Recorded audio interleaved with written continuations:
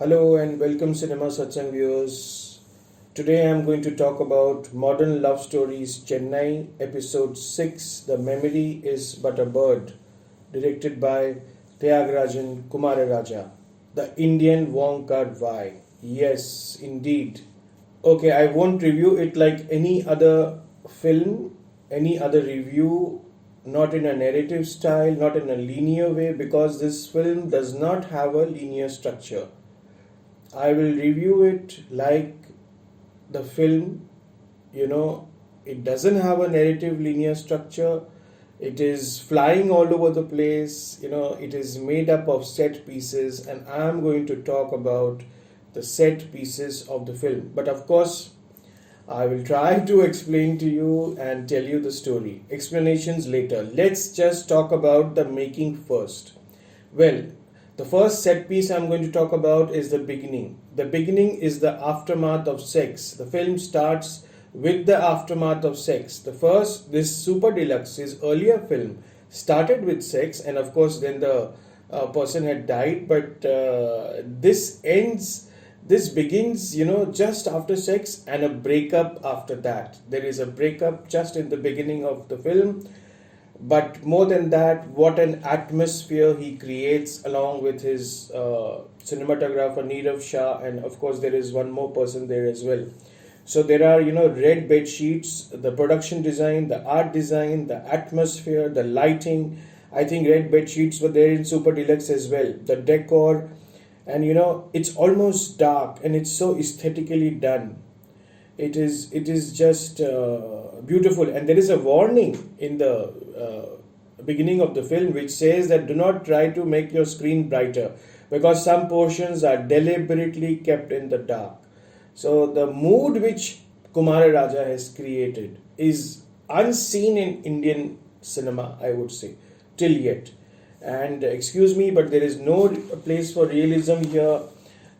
This is no Pother Panchali or Bicycle Thief, So if you expect realism, you can go for a walk. And is this Chennai? This house specially? I don't think so. And if it is there, I would like to have a house like that. But it's in all I'm saying in a positive way. So then after the sex, she flips the cigarette in her mouth, Vamika, the actress, and flips the lighter in slow-mo, in alternate frame rate, a La Chungking Express. So, just brilliant, the beginning set portion.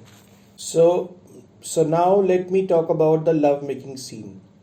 There's one epic love-making scene in the film, and in brilliant shabas, I would say, to Kumararaja, like Vamika tells the hero, who's called K in the film, and he's also, I think, he's introduced, and his name is PB.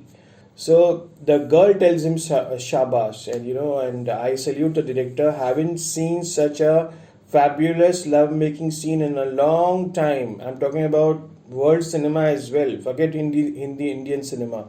The last time I saw a brilliant love-making scene was in Lars von Trier's Antichrist. Yes.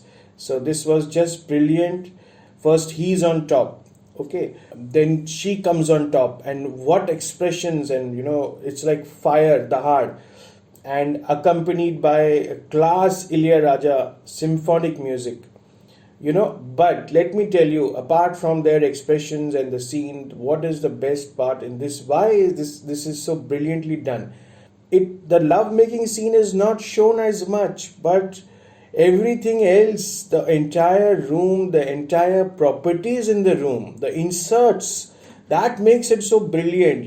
Everything is shaking. The whole goddamn room is shaking. The cushion cover, the gramophone. Gramophone is not shaking as such, but it's going, it's stuck, I think. And then the puppet on top of the bed, which was established in the earlier part of the film. The glass bottle is about to fall. 2 empty glasses with leftover milk. They keep jangling. So this whole scene is a brilliant piece of art, the love-making scene. And it is well summarized in the dialogue, that if orgasm is so good, that one suffers a short-term memory loss, and I'm in that zone. The girl tells the hero, and she also says that it's a giant leap for mankind. Yes, this whole thing was a giant leap for mankind. Well, the performances, Vamika has acted in other stuff, but I think in the southern part of India, she's been introduced and she's bold and breathtaking and fearless. What a personality! And I'm sure Kumararaja has definitely molded her very, very well. And then there is this K guy who's called KPB. He's so cute, the way he smiles, the way he cries, like a girl. No disrespect meant, but literally, the way he loves, the way he makes love, all signs of a super cool dude. Really, a modern man, really. Well, now let's talk about the plot, the story. That's a googly. That's a big question mark. Okay, before trying to understand the story, let's just see what happens in the film. Let's just talk about what went on in the film. Because film is not just story. Film is also in the making, in the form, the way it is said. And let's see first what was said on the screen for an hour or so. And I'm telling you, you have to watch it again and again to understand it fully. Anyways, the film almost goes in backward order. It starts with a breakup, of course, and then after 6 months, the girl is sitting with a psychologist, and she's trying to forget him, and she's having anti-depression pills, and the psychologist advises her not to miss her pills. And then we see that a sister appears, the hero's sister appears and tells her that he's had an accident and he has suffered partial memory loss. So the doctor suggests that if she goes and reminds him of the good times, he doesn't remember that they've had a breakup. And if she reminds him of good times, then maybe the memory will come back. He'll be able to join the dots. And the doctor also looks like a scientist, I must say. So it looks dicey. So she goes to him and she makes him remember all the good times they had. And then the film goes in a series of flashbacks, not necessarily in a particular order. And brilliant and beautiful films, like sets of scenes, like a couple of scenes I've spoken to you about, like the lovemaking scene. And then one scene is before the lovemaking scene. What happens? The prelude to that is that they are in a disco. He asks her, what have you done to deserve me? How have you earned me? She says, I won't sleep with anyone else. So he said, okay, which means that in caveman times, we would have been considered married, So all these things came later on. Even the discovery of God came later on. So then they make that epic love, the scene which I already spoke to you about. And also the dialogues in the film. The dialogues are so interestingly written, and when you see a Kumararaja film, you are watching, it's like a philosophy class. It's as if you're reading a philosophy book. Remember the last half an hour of Super Deluxe? That was at another level, another surrealistic level. So then there is a huge rain sequence when they get wet in the rain. And what's continuity, you might ask? There is no continuity, of course, of lighting, and they are running in the rain. And she says, again, I'm coming to dialogue that I would not have done it if it weren't for you. He says, why? So she says, he says, what's the point of life if you cannot behave stupidly like a child, if you cannot behave like this? So then there is a turn in the film. There is a fortune teller which sees them having bhajia and tea, and she tells them that you will have a breakup. And then on the way, she tells the other person that, this girl is a puzzle. Very subtly said and done. So then this gets implanted in the girl's mind, in Vamika's mind, that, okay, how will the breakup happen? So she imagines various scenarios. She tests him with various scenarios. She tells him that I have had an abortion, after I met you. He says, why? Because she said that I was in another relationship then, and I was not sure whose child it is. Then he takes a drag of smoke, and she said there's going to be a fight, but he says, no, we would have brought that child up like a baby. So she says, if this wasn't able to generate a fight, what would the reason? So all these things are there in her mind. So when she tries to remind him of all of those things, and then she leaps on him, and they are crying with joy. And actually, this film is a whole film about celebration of depression. So she hugs him, at the same time she's trying to forget him, and all of this is done in style. He's the style master. So then they go back. Another scene is when they go back to their first meeting, where he stares at her and a beautiful light is falling on her. And then there is where he tells her he's writing a script and he's an aspiring filmmaker. In the meanwhile, they are doing the roles of junior artists. So then there are very interesting dialogues between them, where he says, if there is no innocence, if there is no, I presume, if there is no naivety, then you cannot be a artist. And when she hears him say this, she says, how long before we can go to bed? How long before when someone can go to bed? It's true women's emancipation. And then they are in bed, and then he asks, how long before a woman can fall in love? So this kind of love hardly exists in today's times, and these kinds of films as hardly exist. If this film would have been sent to any big festival like Berlin, Venice or Cannes, it would have been easily selected. And the score, if it is sent to the Oscars, it is definitely going to win, And and what a director, one of the best directors of India, the Indian Wong Kar-wai. And of course, Ilaiyaraaja, is hats off to him, composing such tunes at the age of 80, such youthful tunes, and singing. The background score and the songs are really amazing. And I think there is one old song also which is used of his earlier compositions. So Hindi speaking viewers, also, if you get a chance, take a look at this and enjoy this joyride. Okay, now how do I explain this film? What is my interpretation? ये section करने में literally में हिंदी में जिसको बोलते हैं ना, मेरी फट रही है because there are so many layers in the film, and it's not that the director has just left it to our imagination. He has planted the seeds through his dialogues, through his scenes. Like what happens finally in the film is that they are having a very dramatic scene. They are crying, they are getting angry.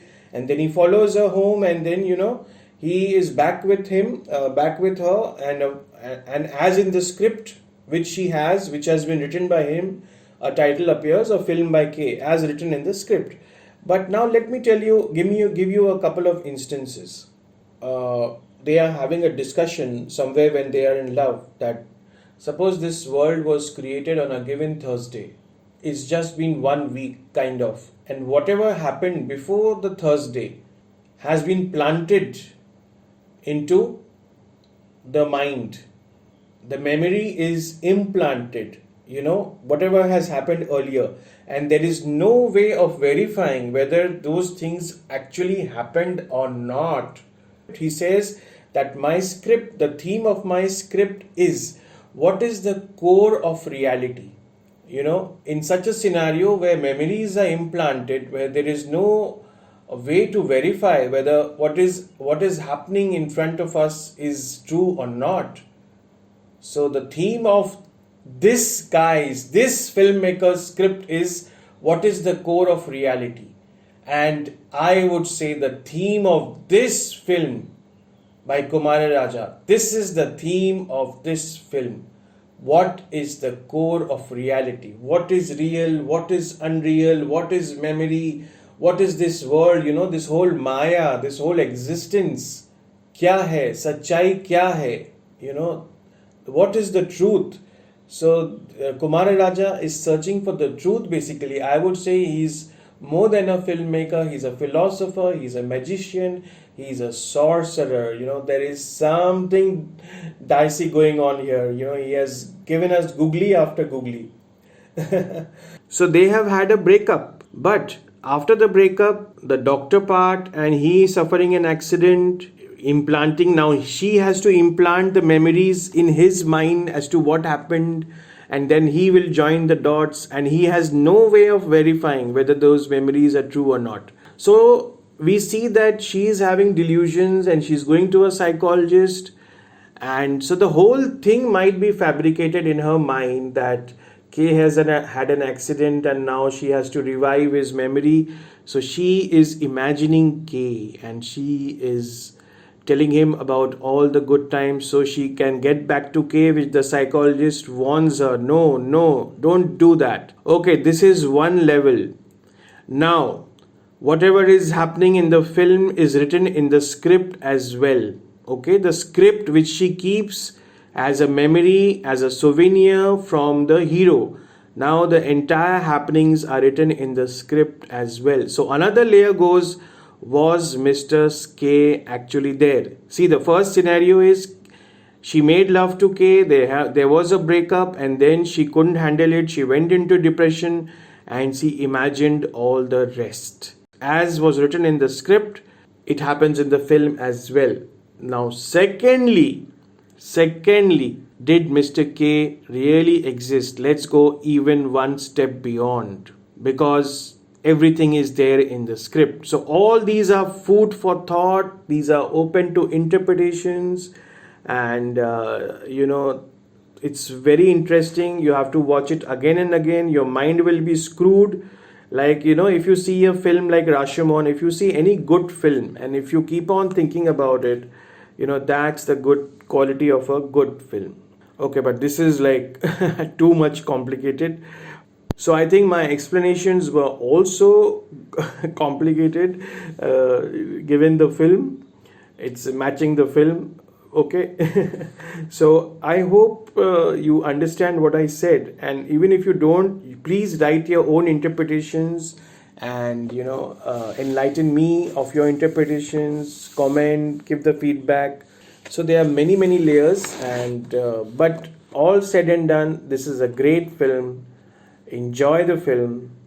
The music is of another level and the singers are soulful, and there's one master who's en route to becoming a master, Kumararaja, a world master, I would say, and one of the best directors of India currently.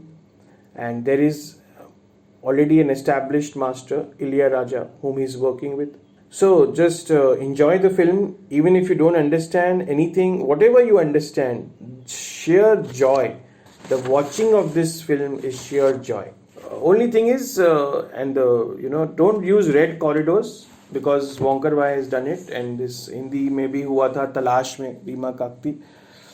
But great camera work and everything is just super, mind blowing. It's one of the best films I've seen so far this year.